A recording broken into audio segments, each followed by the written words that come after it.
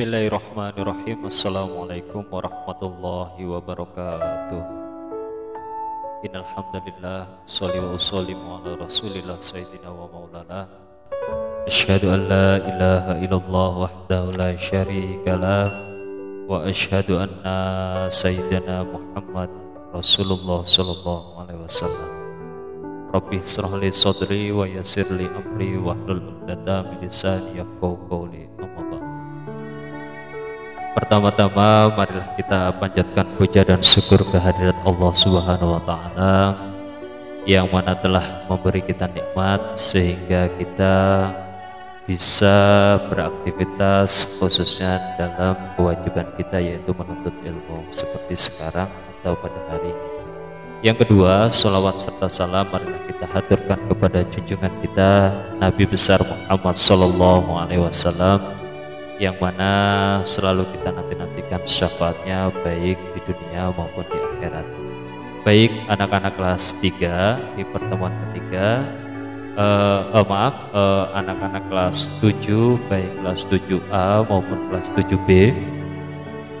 Di pertemuan ketiga ini kita akan membahas tentang masalah Asmaul Husna yaitu Al-Basit dan Al-Nafi. Kemarin kita sudah membahas tentang Al-Adl atau Al-Qayyum yang mana Pak Huda berharap semua kalian menonton video ini dan kalian absen seperti instruksi yang sudah Pak Huda sampaikan, yaitu dengan mengabsen dengan menggunakan nama dan kelas kalian. Ini adalah sebagai tanda bukti kalian sudah mengikuti pelajaran Pak Huda. Baik, tidak perlu panjang lebar. Pada pertemuan ketiga ini kita akan membahas tentang Al-Basit. Apa sih itu Al-Basit? Al-Basit itu adalah kalau kita lihat di buku, yaitu adalah maha melapangkan. Artinya apa? Al-Basit adalah maha meluaskan rezeki. Artinya rezeki ini diperuntukkan untuk siapa saja yang dikehendakinya. Karena Allah lah yang melapangkan rezeki dan juga menyempitkannya. Ini adalah semuanya adalah sudah ketentuan Allah Subhanahu wa taala. Yang membentangkan rezeki itu dengan rahmatnya dan menahannya dengan juga atas kebijakan. Jadi semua itu adalah sudah diatur dan semua adalah maha kekuasaan Allah. Nah, ini kita lihat di surat Al-Isra surat ke-17 ayat 31 yang berbunyi A'udzubillahi minasyaitonirrajim. Bismillahirrahmanirrahim. Inna rabbaka yabsutu rizqal liman yasha'u wa yaqdiru innahu kana bi ibadihi khabiran basira. Wala taqtulu auladakum khasyata imlaki nahnu narzuquhum wa iyyakum in qatlahum kana hit'an kabira. Nah, yang artinya sesungguhnya Rabbmu melapangkan rezeki kepada siapa saja yang Dia kehendaki dan menyempitkan. Sesungguhnya Dia maha mengetahui lagi maha melihat dan akan hamba-hambanya, dan janganlah kamu membunuh anak-anakmu karena takut kemiskinan. Kamilah yang akan memberi rezeki kepada mereka dan juga kepadamu. Sesungguhnya membunuh mereka adalah suatu dosa yang besar. Al-Basit adalah membentangkan rezeki kepada hambanya dan meluaskannya kepada mereka dengan kedermawanannya dan rahmat. Lawannya adalah Al-Qabid yang artinya adalah menahan rezeki. Artinya kalau di Asmaul Husna sifat wajib, sifat Asmaul Husna itu yang mencerminkan diri Allah Subhanahu wa taala, yaitu adalah Allah itu mempunyai sifat Al-Basit, yaitu rezeki kalian. Ya. Jadi rezeki kalian itu sudah ditanggung oleh Allah Subhanahu wa taala.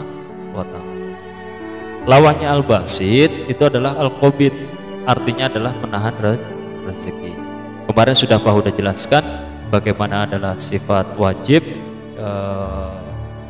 Allah, sifat mustahil, dan sifat jaiz. Nah, sifat mustahil ini adalah lawan katanya adalah sifat wajib. Al-basit itu adalah sifat wajib, sedangkan al-qabid adalah sifat mustahil. Mustahil itu adalah sesuatu sifat yang tidak pantas atau tidak mungkin tertempel pada zatnya Allah atau sifatnya Allah, atau hal yang tidak mungkin pada Allah. Itu adalah sifat mustahil.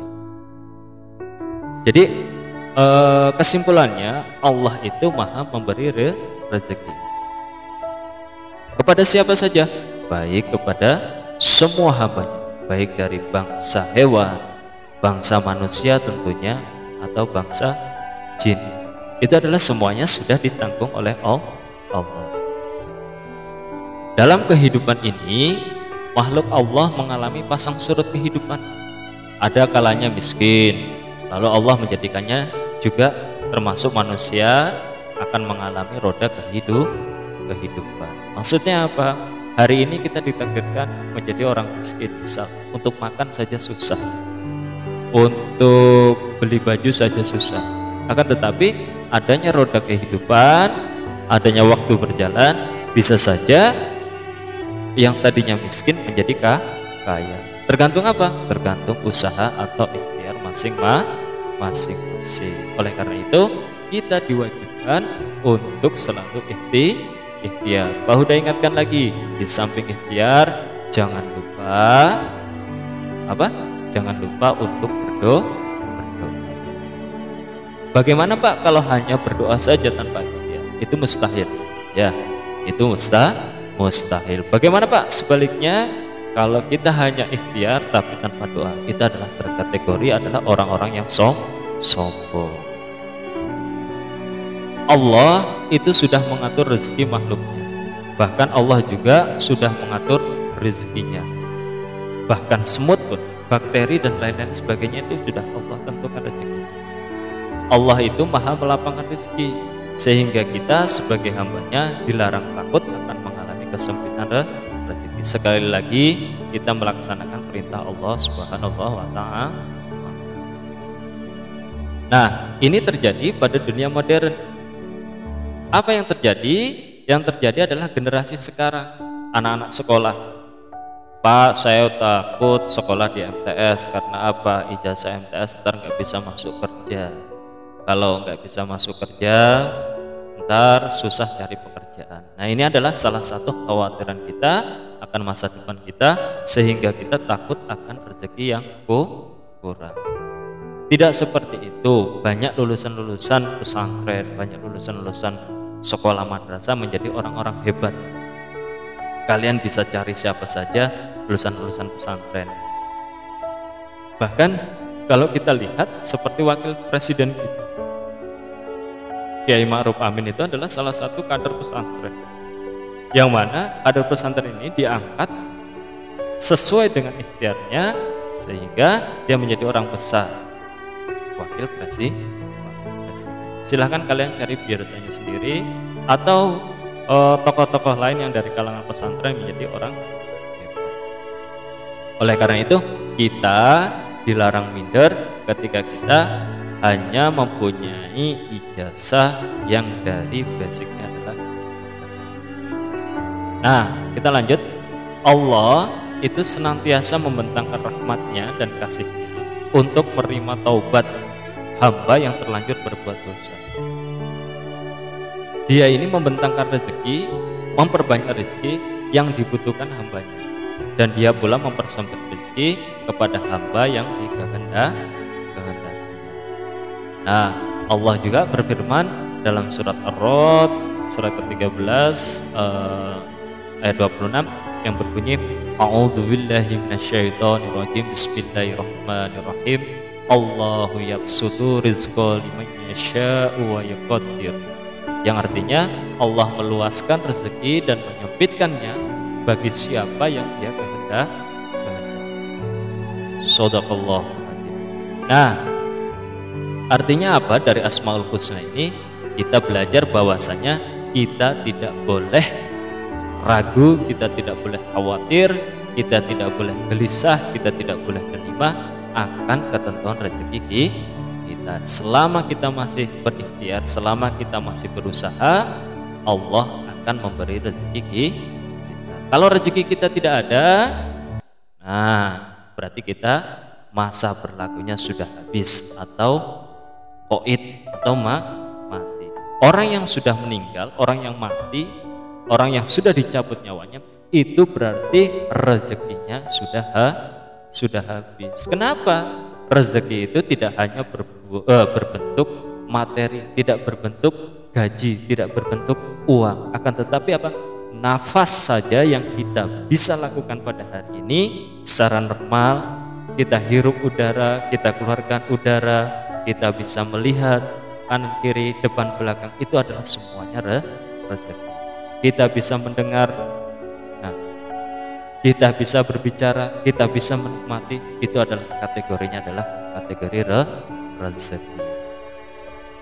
Oke, itu adalah tentang Al-Basit.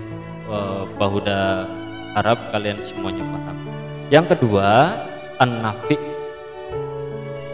An-Nafi ini adalah Maha Pemberi manfaat. Allah dalam menciptakan segala yang ada di alam ini tiada yang sia-sia. Artinya tidak ada yang sia-sia. Begitupun juga sekarang, misal adanya virus corona, ini adalah tidak hal yang sia-sia. Tidak ada yang sia-sia. Allah mempunyai tujuan dan manfaat dari segala apapun yang Allah ciptakan. Virus corona juga Allah yang ciptakan, ya. Sehingga ciptaan Allah mesti akan bermanfaat pada makhluknya yang lain. Allah menciptakan bakteri, virus lah, ada sebagian bakteri yang juga mempunyai manfaat bagi tubuh manusia. Allah menciptakan buah manggis misal, maka buah ini dapat dikonsumsi sebagai buah-buahan yang segar. Bahkan sekarang ini kulit dari buah manggis pun bisa dijadikan obat. Itu adalah penemuan-penemuan terbaru. Nah, kulit manggis itu bermanfaat bagi beberapa jenis penyakit yang dialami oleh manusia, seperti obat penyakit kanker, jantung, kolesterol, dan virus-virus jahat dan lain-lain. Hal ini menunjukkan bahwasanya Allah tidak menyia-nyiakan hal sekecil apapun dari ciptaan. Pak, bagaimana dengan virus corona ini? Nah, itu yang harus kita sikapi dengan betul-betul. Artinya dengan adanya virus corona ini, kita harus mengambil sebuah pelajaran dari pelajaran virus corona ini yang terjadi. Kalau kemarin kita sekolah tatap muka masih malas-malas, nah sekarang sudah terasa bagaimana kita kangen kepada sekolah, bagaimana kita bisa bercanda dengan teman, bagaimana kita bisa duduk bersama teman, ngobrol. Sekarang tidak bisa, karena apa? Ada virus corona. Kita dilarang, kita diinstruksikan untuk menjauhi, selalu menjaga kesehatan, selalu menjaga kebersihan. Itu pun hal yang sudah kita lupakan. Dengan adanya virus corona ini, semoga apa yang kita, hal-hal terkecil, hal-hal positif yang terkecil yang sudah kita tinggalkan, semoga dengan kepergian virus corona ini kita menjadi sadar bahwasanya apa? An-nadhafatul minal iman. Apa? Kebersihan itu adalah sebagian dari iman. Nah, dari cuci tangan, menjauhi keramaian, itu adalah sebuah ajaran keagamaan. Kalau kalian sudah masuk dengan normal sekolah, maka praktekkan. Tidak hanya pada virus corona saja, tapi apa? Pada hal normal juga. Misal ada sampah yang jatuh, kita harus sadar, oh ini sampah, harus kita ambil dan buang ke tempat sampah. Karena apa? Motonya orang Islam itu adalah an-nadhafatu minal iman. Di dalam surat Al-Imran, surat ketiga, ayat 190 sampai 191 yang berbunyi A'udzubillahi minasyaitonirrajim. Bismillahirrahmanirrahim. Inna fi khalqis samawati wal ardh wa ikhtilafil laili wan nahari li ayati ulil albab alladzi yadhkuruna Allaha qiyaman wa qu'udan wa 'ala junubihim wa tafakkuruna fi khalqis samawati wal ardh rabbana ma khalaqta hadza batila subhanaka faqina adzaban bannar. Artinya adalah sesungguhnya dalam penciptaan langit dan bumi, pergantian malam dan siang, sungguh ada tanda-tanda ayat Allah bagi insan atau ulil albab, yaitu orang-orang yang berzikir pada Allah dalam keadaan berdiri, duduk, berbaring, dan mereka berpikir pada penciptaan langit dan bumi.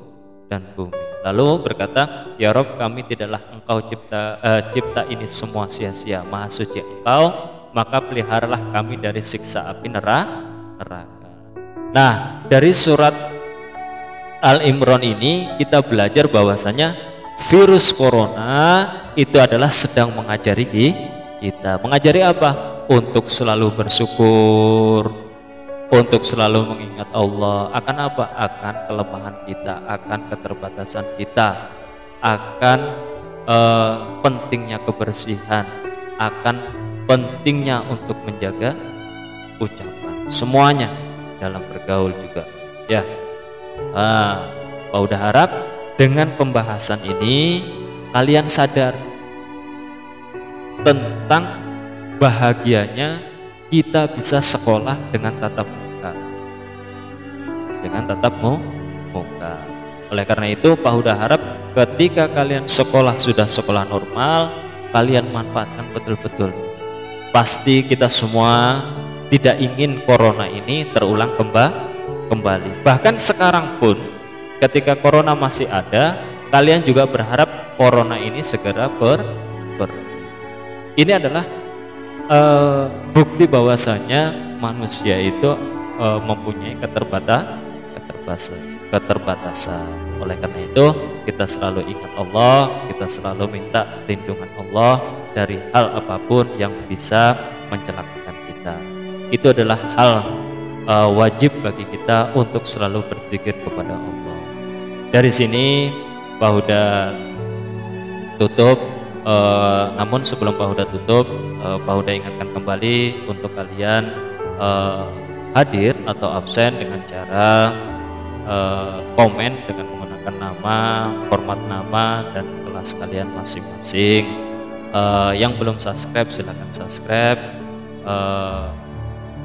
Kalian tetap bertahan di rumah, tetap menjaga kesehatan, tetap semangat untuk mencari ilmu. Mungkin itu saja yang bisa Pak Huda sampaikan. Akhirul kalam, wabillahi taufiq wal hidayah. Wassalamualaikum warahmatullahi wabarakatuh.